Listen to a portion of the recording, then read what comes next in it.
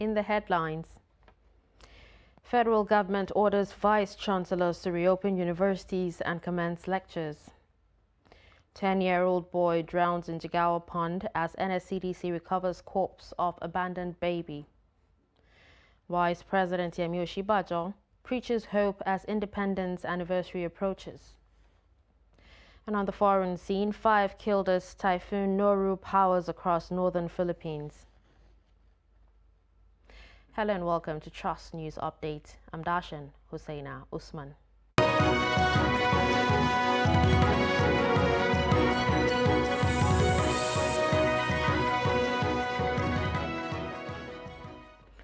And we begin with education, where the federal government, through the National Universities Commission, has ordered vice-chancellors to reopen schools and allow students resume lectures. This was made known in a letter signed by the Director of Finance and Accounts of the NUC, Sam Onazi, on behalf of the Executive Secretary of the Commission, Professor Abubakar Rashid. The letter, addressed to all vice-chancellors, pro-chancellors and chairmen of governing councils of federal universities, said all ASU members should immediately resume lectures, restore the daily activities and routines of various university campuses. The National Industrial Court of Nigeria last Wednesday ordered the Academic Staff Union of Universities to call off its ongoing nationwide strike. ASU commenced strike since February 14 to press home the demand for improved funding for universities, a review of salaries for lecturers, among other issues. Similarly, some concerned senior academics at Ahmadu Bello University, Zaria, want the federal government to return to the negotiation table with members of Academic Staff Union of Universities in the interest of Nigerians. Speaking on a statement signed by 50 professors of the university recommending the need for dialogue to resolve the impasse, Professor Saleh Ado of Microbiology Department said the statement represented the entire university. Professor Ado noted that ASU as a union has been mounting pressure on the federal government to honor its obligations since the signing of 2009 agreement, but all to no avail. In politics, Election Petition Tribunal for the July 16 governorship election in Osun State will hold its inaugural sitting in Osogbo, the state capital, on Monday. The Independent National Electoral Commission declared the candidate of the People's Democratic Party, Ademola Adeleke, as the winner of the election. The candidates of All Progressives Congress in the last governorship election in Osun State, Adeboyega Oyetola, is challenging the result at the tribunal.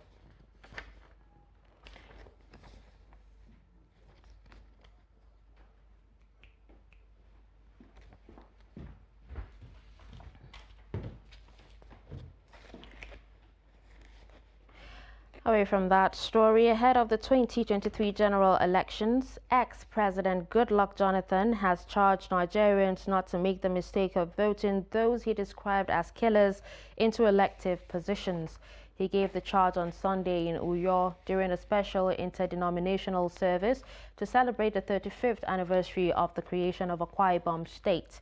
He urged Nigerians not to make the mistake of voting for those who will carry knives, guns and all kinds of gadgets to kill people because of politics, adding that such people are the enemies of society. The ex-president commended the state governor Udom Emmanuel for his developmental strides in the South state and commended members of the state executive council for supporting the governor to achieve success in office. In crime, operatives of the Nigeria Security and Civil Defense Corps Zamfara State Command have apprehended a truckload with suspected vandalized Nitel masts and installations from Talata Marafa local government area of the state. The State Command's Public Relations Officer, Iko Oche, who paraded the 4 suspects, said they were arrested at about 7:30 p.m. in Maru town while on transit to an unknown location in Kaduna State. The report. The Nigeria Security and Civil Defense Corps is the agency overseeing all critical national assets and infrastructure. The Corps has been notified since the 4th of August this year that all permits issued to anyone or company to evacuate any property that belongs to the defunct Nitel has been invalidated. It means anyone found with such a permit or tampers with Nitel mast installations belonging to Nitel is an imposter and should face the full wrath of the law. 4 persons have been apprehended for vandalism. The public relations officer explained that one of the suspects, Kabiru Abdulmumini, claimed that he was an agent of one Isa Abdulmumini who had obtained the permit from the appropriate authorities to evacuate the items to an unknown destination in Kaduna State. Here we have 4 gentlemen who are suspected to have tampered with the metal installation from the town of Talata Mafara, Zamfara State. Abdulmumini M, 49 years, who is said to be the agent that was in charge of the evacuation of the Nitel facilities and installations. I also have Lawali Suleiman M, 25 years, who is a driver, Suleiman Abubakar M, 38 years, the conductor, and Mohammed Mohammed M, 25 years, who is also a conductor. These 4 gentlemen were apprehended at Maru local government on their way from Talata Mafara to Kaduna. The driver of the truck, who was also arrested as an accomplice, claimed that he was only asked by his boss, who is the owner of the truck, to carry the goods to an unknown destination in Kaduna State after the sum of 340,000 naira has been paid to the truck's owner. The truck's plate number was said to have been removed to conceal its identity while it was on transit. As a result of this particular vandalization, it doesn't scale through. They are considered to have committed a criminal conspiracy, theft, and tampering with mass tort, contrary to Section 97(287) of the Penal Code Law and Section 9 of the Miscellaneous Offences Act 17 Law of the Federation 2004. For that reason, gentlemen of the press, they are here today. We arrested this morning at about 7:30 hours, and their destination was Kaduna. According to the NSCDC, the 4 suspects will be prosecuted in a competent court of jurisdiction after investigations are concluded. Operatives of the Intelligence Response Team at the Force Intelligence Bureau of the Nigerian Police have arrested 4 persons suspected to be armed robbery kingpins terrorizing Shandam area and other neighboring communities in Plateau State. The Force Public Relations Officer, Olumuyiwa Adejobi, who disclosed this in a statement on Sunday in Abuja, said the suspects were arrested following several complaints from residents about the activities of the gang in the locality. Adejobi said the key suspect, Saleh Musa, was arrested in a raid through actionable intelligence information that he intended to buy an AK-47 rifle in town. Reports say the gang allegedly robbed many people and pharmacy outlets in the town, during which a pharmacist identified as Ibrahim Babawuro in Shandam community sustained gunshot wounds. Among the items recovered from the crime scene included one AK-47 assault rifle and some assorted ammunition. A 10-year-old boy drowned in Buji local government area of Jigawa State on Saturday. This was confirmed on Sunday in Dutse by the spokesman of the Nigerian Security and Civil Defense Corps in Jigawa State, CSC Adamu Shehu. CSC Shehu told newsmen that the boy went swimming in a pond in Lelankudu village alongside his friends when he drowned. The body was discovered 2 hours after he drowned and was pronounced dead by the doctor. The NSCDC also recovered the body of an abandoned baby girl at a roadside in Hadejia local government area of the state. He said residents discovered the body on Sunday at Kadara quarters. Shehu said the NSCDC would investigate the incident further. On a sad note, 7 passengers lost their lives on Sunday when a commercial bus caught fire at Iyano Woro near the popular Third Mainland Bridge in Lagos State.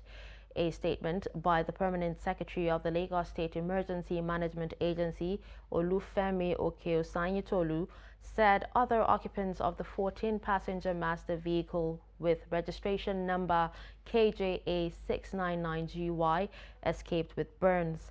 He said investigation gathered at the scene revealed that the incident occurred due to the driver's recklessness and overspeeding, which resulted in the fire with 12 passengers trapped.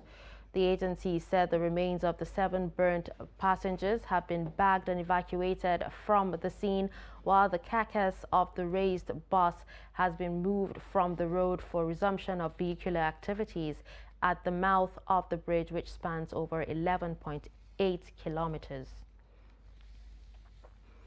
The people of PM Chiefdom of Mongu local government area of Plateau State have decried non-compliance with Supreme Court judgment by the state government to install new traditional ruler architect Hudu Ibrahim Manomi as the district head of Gindiri. The residents, led by Awal Ma'aji, told a press conference in Jos that the community is surprised that after the Supreme Court's judgment mandating the installment, Governor Lalong had refused to install the elected chief of the community. Ado Musa completes the report. According to the resident of the community, the Plateau State government had on May 17, 2004 constituted a selection committee presided over by late Nde Gofwen, which produced architect Hudu Ibrahim Manomi as a new Sumpiam of PM Chiefdom.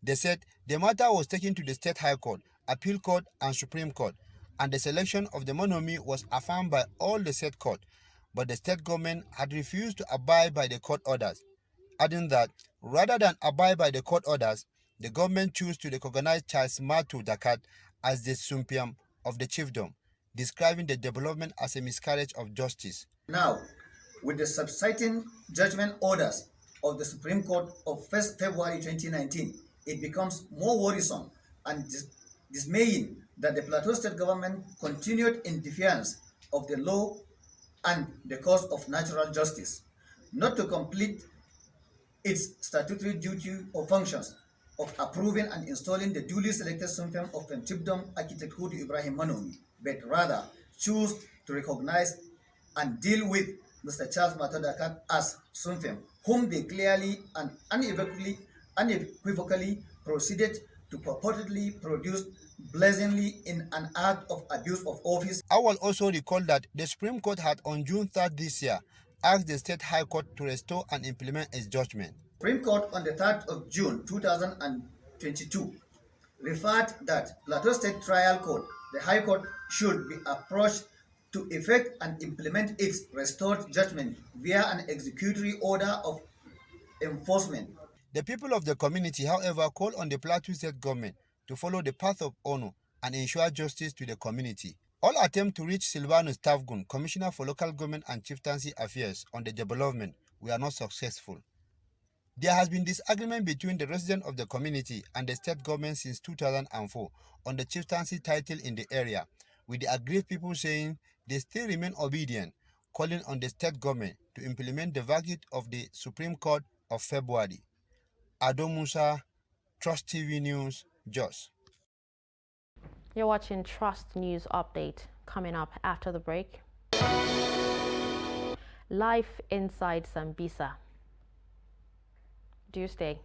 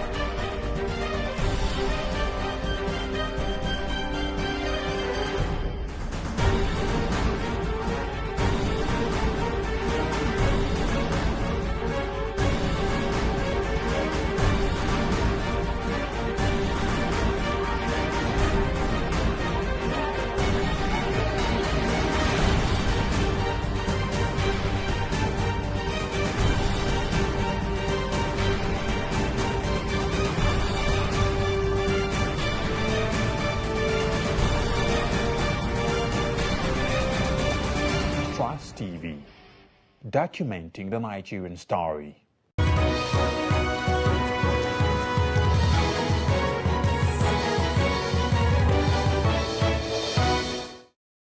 Welcome back and thanks for staying with us. If you're just joining us, you're watching Trust News Update. Here's a recap of some of our top stories. We told you that government directs vice chancellors to reopen universities and commence lectures. You also heard that a 10-year-old boy drowns in Jigawa Pond as NSCDC recovers corpse of abandoned baby. Moving to more news, Vice President Yemi Osinbajo says the future of Nigeria will be far more glorious and peaceful than its past, and the nation's light will shine bright with opportunities, equity, justice, and righteousness. Professor Osinbajo stated this on Sunday at the 62nd Independence Day anniversary service, which held at the National Christian Center in Abuja. Osinbajo, who said he brought warm greetings from President Muhammadu Buhari to the congregation, declared that every year will be happier for Nigerians. What Sambisa means to the people of Borno State might not be the same with Sambisa in Abuja, a slum that provides opportunities for livelihood, leisure, and the practice of Rastafarian ideologies. In this report, Trust TV's Shafiu Suleiman visits a slum which means different things to different people. His report. We drove through a difficult terrain to come to this area called Sambisa, an Mpape in the heart of Abuja, Nigeria's capital. It is not the usual Sambisa you know in Borno, talking about the ground zero, the operational base of the most wanted terrorist in Nigeria, Abubakar Shekau. In this Sambisa, you find the good, the bad, and the ugly. We met youths who are using their skills to earn a living, talking about the auto mechanics living around here. We also interface with Rasta Judas. He and his enclave think differently from the way other people think. Oji Shrine is also there, to serve as a place to unwind, especially for people after the day's job. Like Rasta, most time we move from the city to a more natural place. So what they brought us here was to live with nature actually, because Rastafari is about nature. When we talk of nature, it's as good as saying spiritual. So our natural being, I believe that I'm a natural human being. So for me to attune my spirit with nature, I have to live with nature. Before we came here, we discovered there are Rastas around here. So as you can see, that's Fela, that's Bob Marley. Yeah. So we just came to create something that has already been known for here. That's why we came and we set it up here. As we move out of Sambisa, living behind the Rastaman enclave and its inhabitants, one thing that also attracts my attention is the topography of the area. Of course, and the serenity, which is enough, to draw the attention of the city dwellers to move here for fresh air. From Sambisa, here in Mpape, Nigeria's capital Abuja, Shafiu Suleiman, Trust TV News. The Oni of Ife, Oba Adeyeye Enitan Ogunwusi, on Saturday commemorated the dawn of the first day of creation and preached love and unity among Yoruba people. The annual Olojo Festival attracted dignitaries including the Minister of Interior, Rauf Aregbesola, who represented President Muhammadu Buhari at the event. Trust TV's Hamid Oyegbade files in this report as presented from our studio.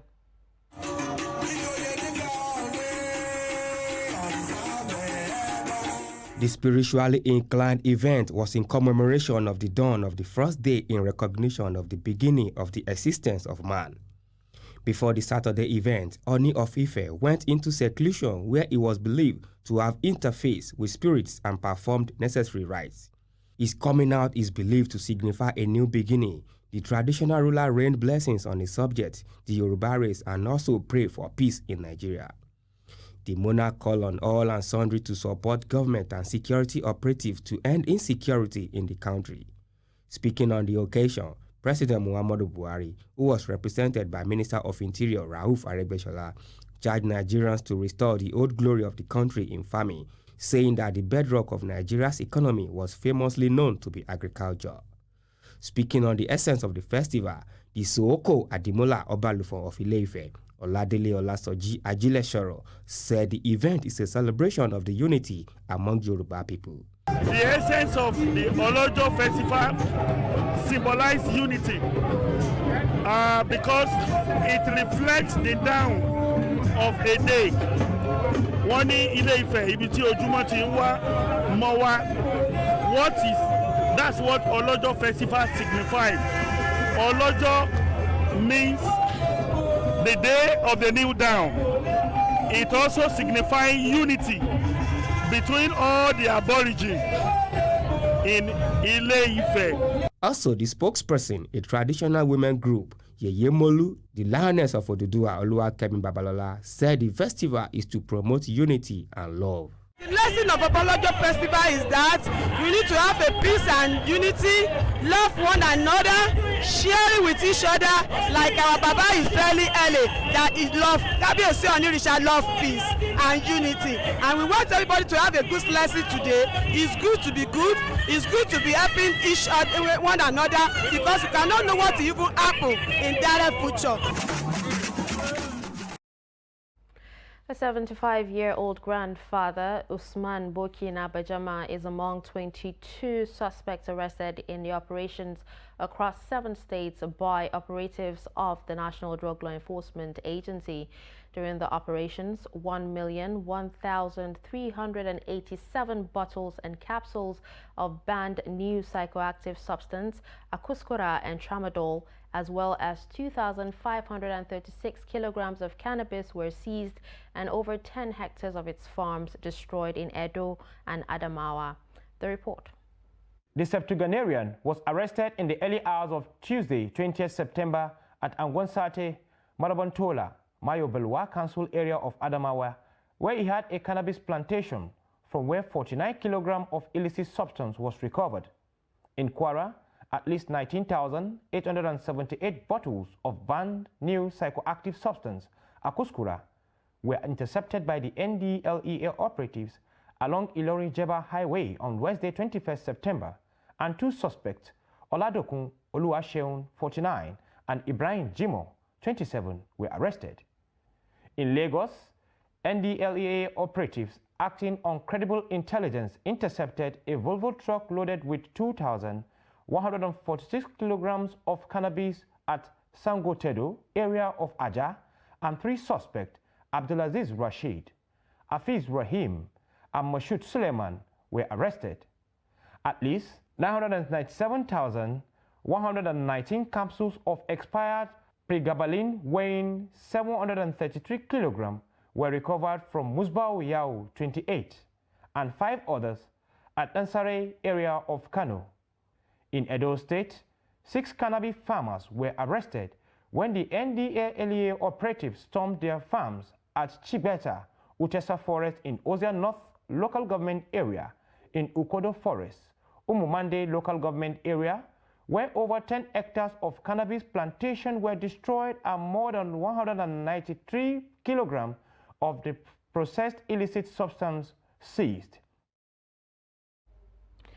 On the international scene, the Philippines has begun cleaning up after Typhoon Noru swept across the northern part of the country, leaving 5 rescuers dead, floods and power cuts, but leaving the capital relatively unscathed. Noru, with sustained winds of 185 kilometers per hour, was the most powerful typhoon to hit the Southeast Asian nation this year. The storm hit the coast before nightfall on Sunday at Bordeaux town in Quezon province and weakened as it crossed into the main Luzon region overnight, prompting authorities to shut schools, government offices and the stock market. Authorities say thousands of people were moved to emergency shelters. Governor Daniel Fernando of Bulacan province, north of Manila, said 5 rescuers who were using a boat to help residents trapped in flood waters were hit by a collapsed wall, then apparently drowned in the rampaging waters. And finally in sports, Tyson Fury is given Anthony Joshua till Monday to sign a contract for their hugely anticipated all-British showdown, or forget about facing him for the world heavyweight title. There has been protracted talks between the camps of World Boxing Council champion Fury and Joshua, the former holder of the sport's 3 other major heavyweight titles. Fury made the offer for a Battle of Britain bout with Joshua after it emerged that Alexander Usyk, the World Boxing Organization, International Boxing Federation, and World Boxing Association champion, said he will not fight again until early next year. And with this, we've come to the end of Trust News Update. Remember to follow us across all our social media platforms. I'm Darshan Hussaina Usman. Thanks for watching.